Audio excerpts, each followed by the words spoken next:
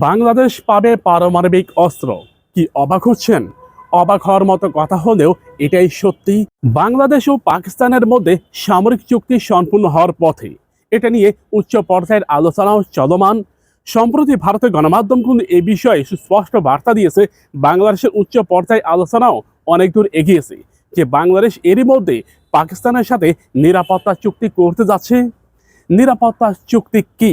অনেকে হয়তো এটাই মনে করবেন। দেখেন, নিরাপত্তা চুক্তি হচ্ছে একটা রাষ্ট্রের নিরাপত্তা রক্ষা কবচ। যেমন এই মুহূর্তে যদি বাংলাদেশের সাথে পাকিস্তান কিংবা চায়নার কিংবা ব্রিটেনের কিংবা রাশিয়ার নিরাপত্তা চুক্তি থাকে, তাহলে ভারতের বাপের ক্ষমতা নাই বাংলাদেশে কোনো প্রকার যুদ্ধ করে, অভিযান চালায় কিংবা সামরিক কোন আগ্রাসন দেখায়। আজারবাইজান ও আর্মেনিয়ার মধ্যে আমরা দেখেছি নিরাপত্তা চুক্তি থাকার কারণে আজারবাইজান কোনো অবস্থায় তার হারানো ভূমি নাগর্নো কারাবাগ উদ্ধার করতে পারেনি, কারণ আর্মেনিয়াতে আক্রমণ করতে গেলে রাশিয়া আজারবাইজানে পাল্টা হামলা করবে। তুরস্ক এখানে অনেক সাপোর্ট দিলেও সামরিক সহায়তা কেউ করতে রাজি হয়নি। কোনো মুসলিম রাষ্ট্র আজারবাইজানকে সামরিক সহায়তা দিতে রাজি হয়নি এক নিরাপত্তা চুক্তির কারণে। নিরাপত্তা চুক্তি কি আরো জানতে হলে আমাদেরকে যেতে হবে ন্যাটোর কাছে। ন্যাটোর একটা অধ্যায় রয়েছে যেখানে কোনো একটা ন্যাটোভুক্ত রাষ্ট্র যদি অন্য কোনো রাষ্ট্র দ্বারা, বাহিরের কোনো রাষ্ট্র দ্বারা আক্রান্ত হয়, তাহলে সবগুলো ন্যাটোভুক্ত রাষ্ট্র ওই রাষ্ট্রের বিপক্ষে যুদ্ধ করতে বাধ্য।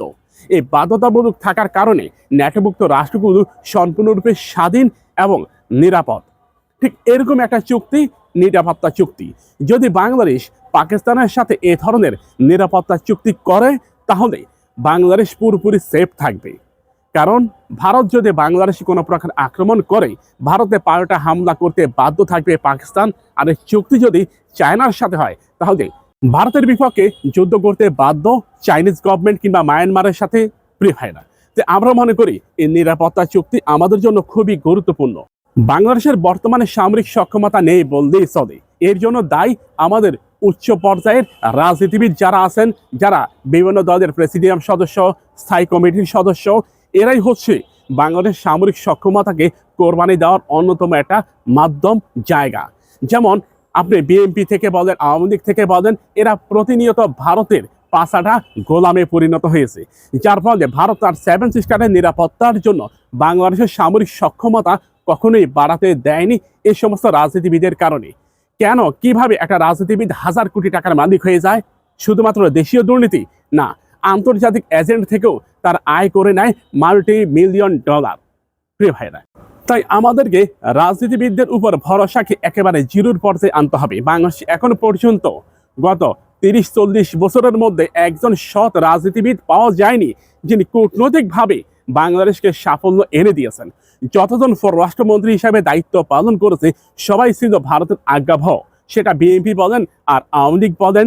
আমাদেরকে একটা নিরাপত্তা চুক্তি করতে হবে, যার ফলে বাংলাদেশ ভৌগোলিকভাবে এবং আন্তর্জাতিকভাবে অনেকটা সেফ থাকবে। আন্তঃমহাদেশীয় কিংবা মহাদেশীয় হামলা থেকে বাংলাদেশ নিজেকে নিরাপদ রাখতে পারবে।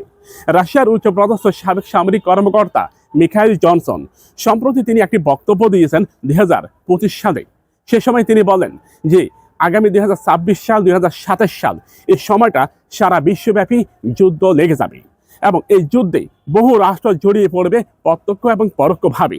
দেখেন, পৃথিবীর বহু রাষ্ট্রই সামরিক ক্ষেত্রে নিজেদেরকে এগিয়ে নিয়ে যাচ্ছে। কেউ মাল্টি বিলিয়ন ডলার, কেউ বা ট্রিলিয়ন ডলারের সামরিক বাজেট ঘোষণা করতেছে শুধুমাত্র শক্তি বাড়ানোর জন্য, বহির শক্তির আক্রমণ থেকে নিজেদেরকে সেভ রাখার জন্য তারা এমনটা করতেছে। আর আমরা তো তা পারতেছি না। কিন্তু আমাদের এই পাড়ার মধ্যে একটাই রয়েছে, একটা রাষ্ট্রের সাথে নিরাপত্তা চুক্তি করা। যেমন সৌদি আরব, তাদের সামরিক সক্ষমতা থাকলেও জনবলের সংকট রয়েছে। এই সংকট মোকাবেলায় তারা পাকিস্তানের সাথে নিরাপত্তা চুক্তি করে, যার ফলে পৃথিবীর কোনো রাষ্ট্র এই মুহূর্তে যদি সৌদি আরবে আক্রমণ করে, পাকিস্তান সম্পূর্ণরূপে সেই আক্রমণের বিরুদ্ধে লড়াই করতে বাধ্য। চিন্তা করে দেখুন। তাই আমরা মনে করি, এখানে হয়তো বলবেন পাকিস্তান কেন?